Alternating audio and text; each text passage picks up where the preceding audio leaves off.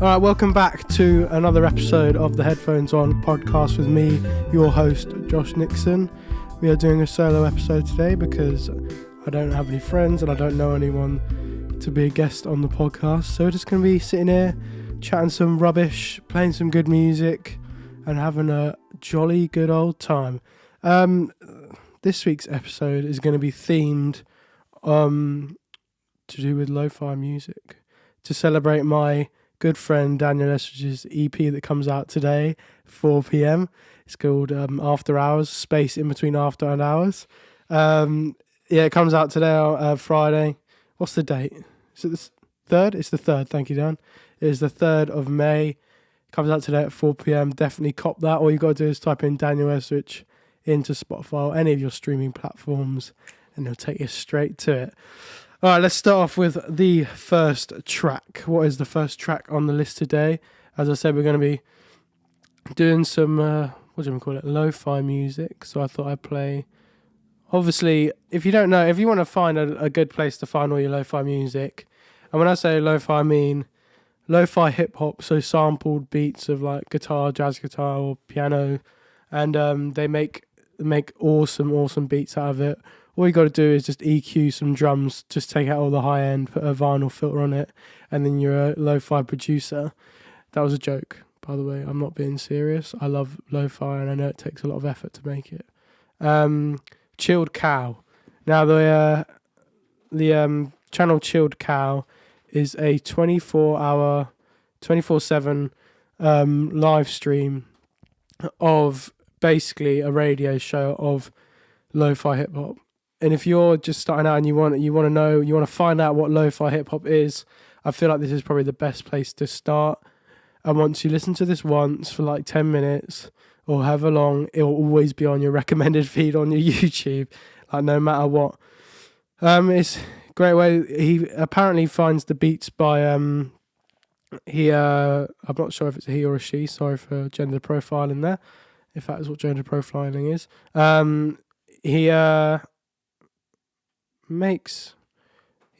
used to, the way he used to do it was because I've been listening to it for quite some time now. It used to be that classic, I'll listen to it while I revise because it makes me revise better. That was a classic.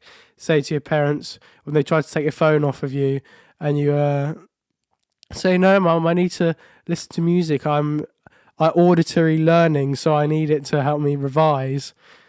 So I used to listen to lo-fi radio, Chilled Cow all the time. As I was going to say before I cut myself off, you used to be able to send it to his SoundCloud, send your songs to his SoundCloud, and then he would play your songs. But I don't think he does it anymore. I have a feeling, I was speaking to Dan about it the other day, and I don't think they do it anymore. Anyway, let's play the first track. This first track is one of my favourites. I found it, of course, on the YouTube hole of recommended sidebars, and it is called, sorry if I mispronounce this, but it's called Coup de Sai, The Girl I Haven't Met Yet. It's one of my favourite tracks.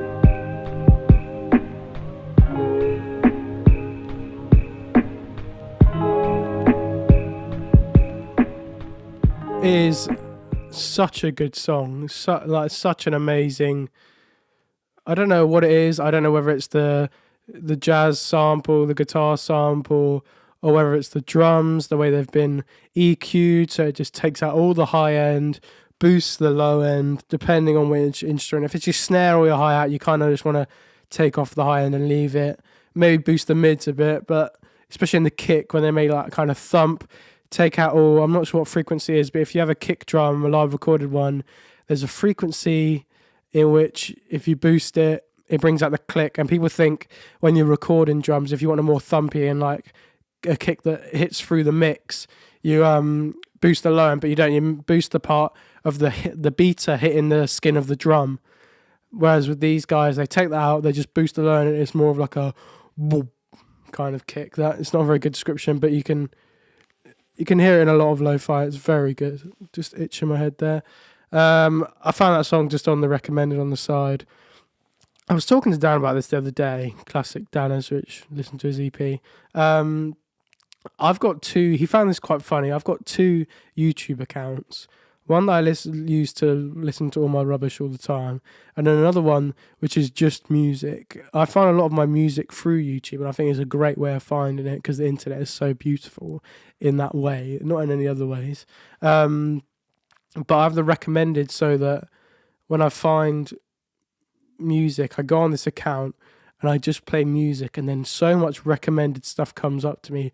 Like all the recommended, I've used it so much that all recommended is music, like all kinds of music, like lo-fi, indie, bedroom pop, all of the stuff that kind of culminates on the internet. I use this account to find it, and it is a great way to find music. All right, this song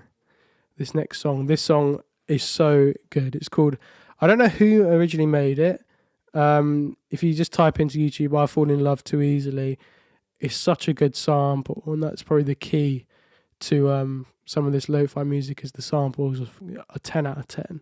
Let's give it a play. For love to ever last,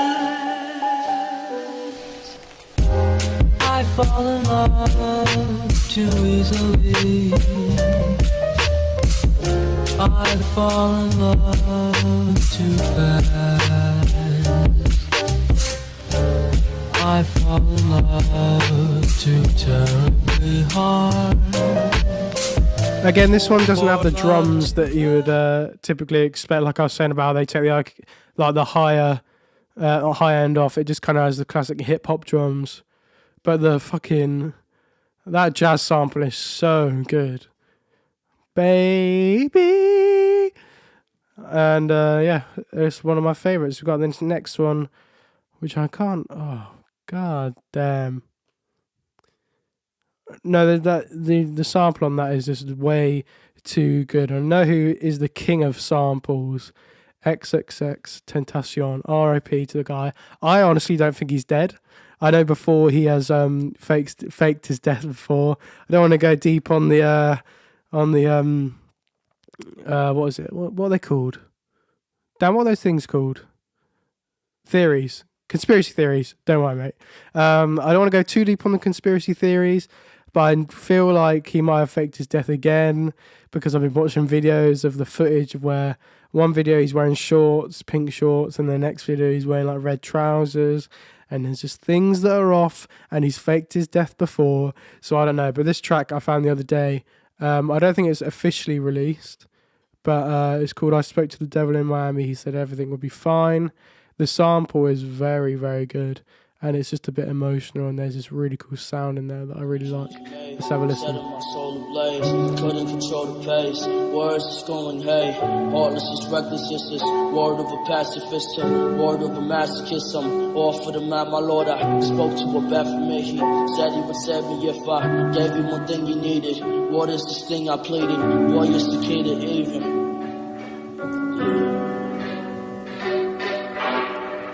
As I spoke, my fingers are strong. And that sample, it's not a sample, sorry, it's probably an instrument. It might be a sample, I might be completely wrong. But that dun dun dun dun dun dun dun dun, that was probably the worst ever impression of that kind of music, the worst singing ever.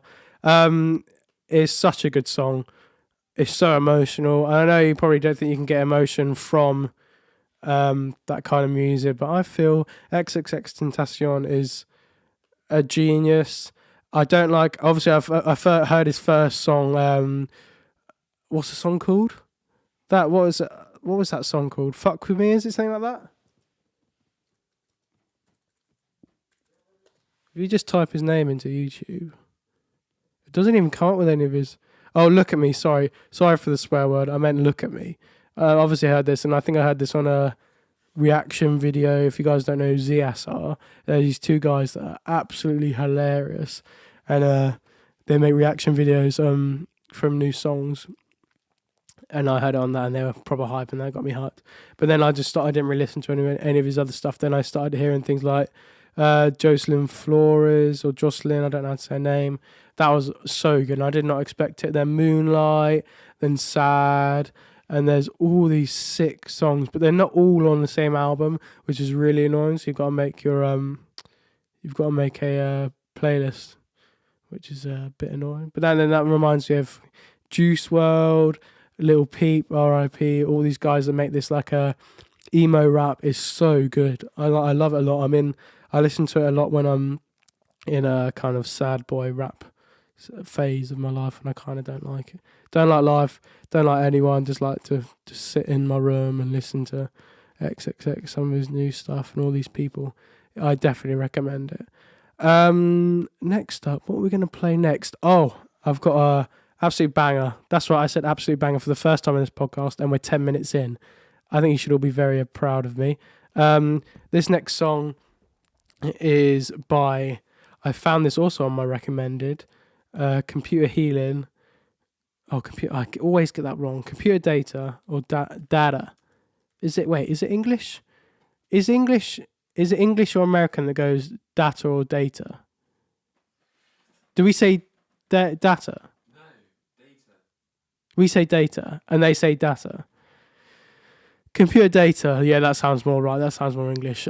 This song by Computer Data called Healing. It was released on Clip Art, which I think is a label or a publishing company or something like that. But it is so good. I don't know what it is. The instruments are so good. It's just really well put together, and the music video for it is looks like the song's 6 minutes 15, and is like him recording his schoolmates in the 80s. It looks like the 80s. Sorry if I get it wrong. Here we go.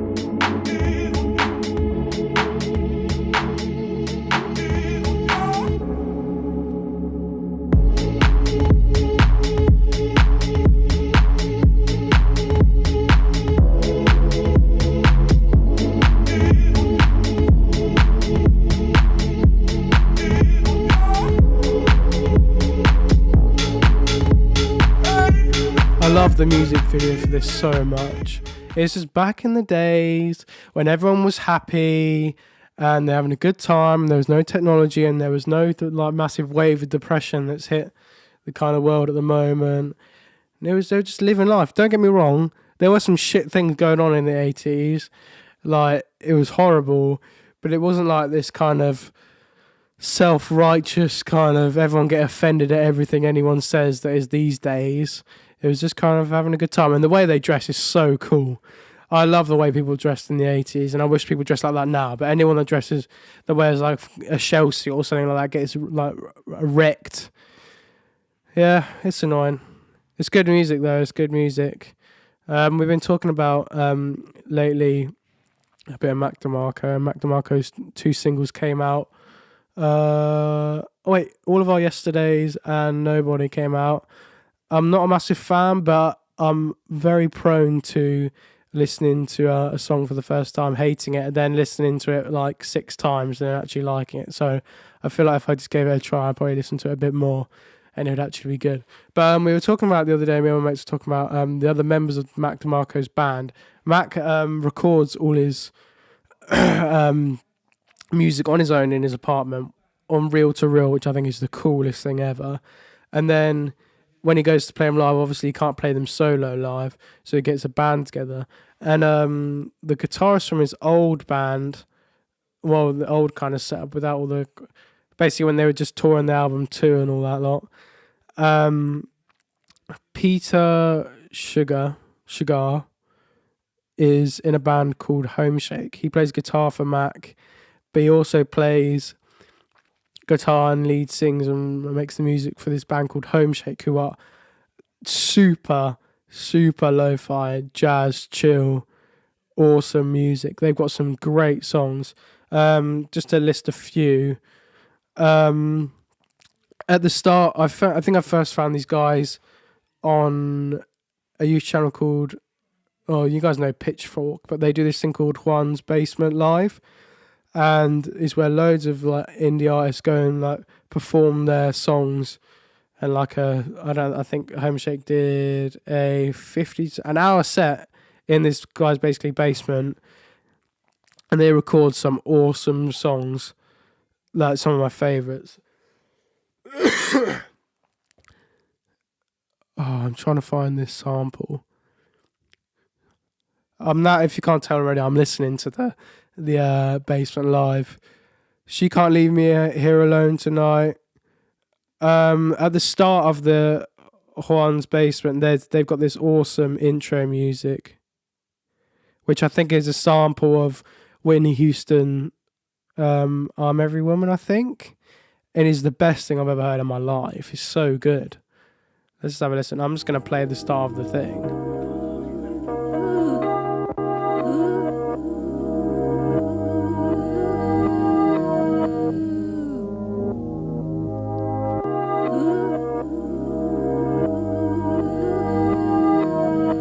That's just the start of it. That was just the intro. You can already tell by the intro that's going to be sick. They've got songs like She Can't Leave Me Here Tonight. That's one of my favourites. The jazz chords on that are perfect. Every single thing. The sample is so cool. And I think he does it live in the video on SP404, I think it is. Which I think is sick. I love the people that make beats still on the SP404 rather than just on Logic or on Fruit Loops. I love like physical gear rather than making it all on computers. What other songs? Fresh Air I love.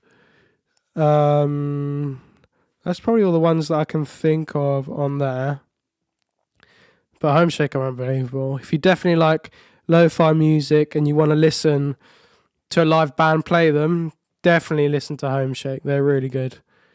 Very, very, very good. Now that we're in the internet fueled indie pop music kind of what do you call it? What do you call it? Like we're in like a fueled episode of indie pop. I want to talk about Superorganism. If you don't know Superorganism, they're like a collaboration of like, what is that? Like 7 people who all lived far away from each other, and they make this crazy music that I've never heard before. It's just 10 out of 10. And I remember watching a video of Maggie Rogers, who was on. I found out at first from a Pharrell. She was doing a masterclass at NYU in America at her university or college, whatever they call it, and Pharrell came into their class to do a masterclass, which is where they were basically he would listen to some of their tracks and then give them commentary on it. And if you just type this into YouTube, you can watch it. And you can tell there was 3 songs that were played by 3 different artists, Maggie Rogers and 2 other people. And you could tell he was like giving them constructive criticism for the first 2 songs. And then when he heard Maggie's song, who I think she said wasn't even like mixed properly or something like that, she was saying about how great, like he was saying about how he couldn't compare it to anything else. Like when the Wu-Tang Clan came out, that was what he said. No one could compare it to anything. You either liked it or you didn't. I think that was his exact quote from the video. And when you listen to Maggie Rogers, he was so impressed with it. It was unbelievable. I completely got off track with what I was talking about. Superorganism, 7 guys and gals making crazy music that you can't compare anything to. You either like it or you don't. And I think they get a lot of flack on the internet for it because it's so unlike anything anyone's heard before. The track that I first heard from them was, let me have a look, Something for Your Mind, which is a sample, I believe. I believe I heard it on, I think it's a Free Loop sample. Something for Your Mind. Is that a Free Loop sample, Dan? You're an expert on Free Loops. I feel like it's one of their stock samples. Don't recognise it. No? I've definitely heard it before. It might be on GarageBand or something like that. It's not on a program that I use very often, so I don't think it's Logic or I don't think it's Logic or Pro Tools, where you can't get stock and you don't get sounds like that on Pro Tools. Let's have a listen to this. This is Superorganism, Something for Your Mind. Think you know what I need to get by. Something for your mind.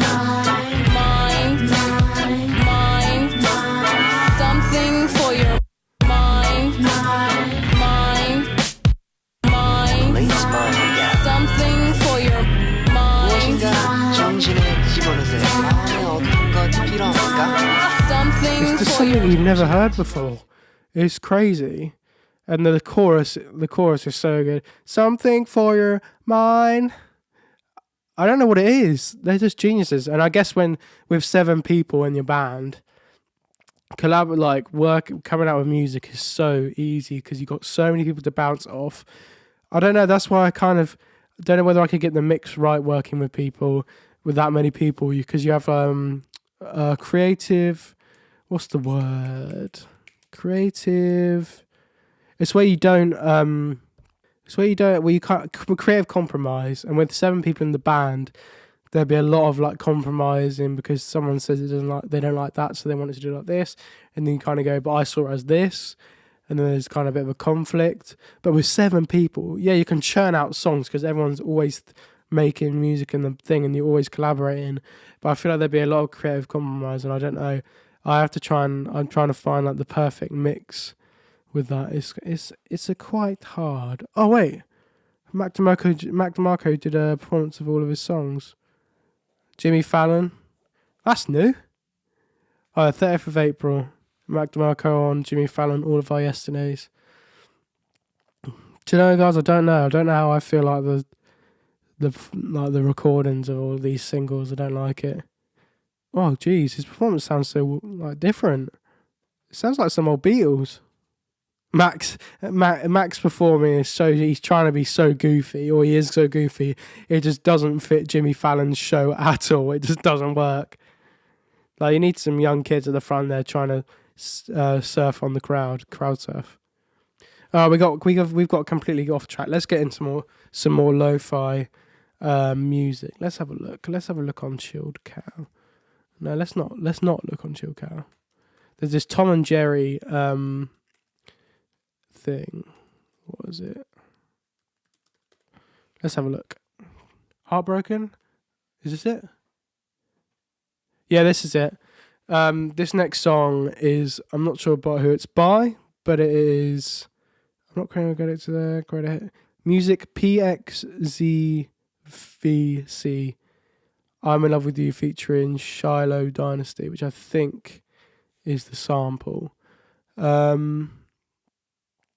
This song is so good. It's, Tom and Jerry. All of these songs have edits of either The Simpsons, Tom and Jerry, like classic cartoons, because the artists release the songs and they get picked up by these YouTube channels that make edits for them, like I'm a cyborg, but that's okay. Type that into YouTube and they make edits of really popular songs, and they're really cool. Like My Kind of Woman is one of my favourite Mac DeMarco songs, and I'm a Cyborg, but that's okay does an awesome edit of that, like a alternative music video for it. But this song, I'm in Love With You, but it's, for some reason it says here, I'm in love with you, but ... good remix in brackets, but it's by PXZVC, In Love With You featuring Charlotte Dynasty. Let's have a listen.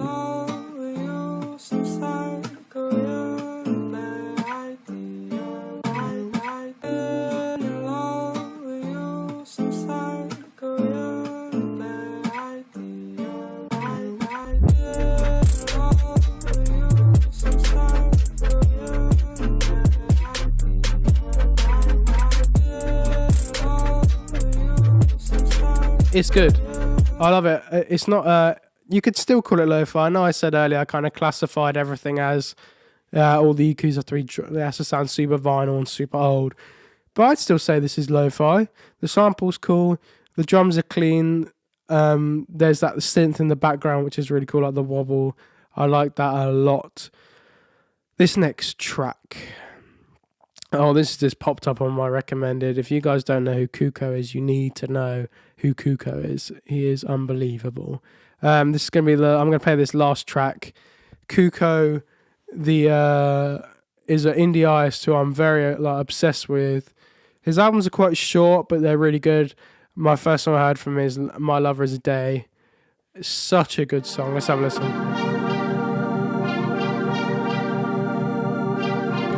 Time change, we're different, but my mind still says redundant things.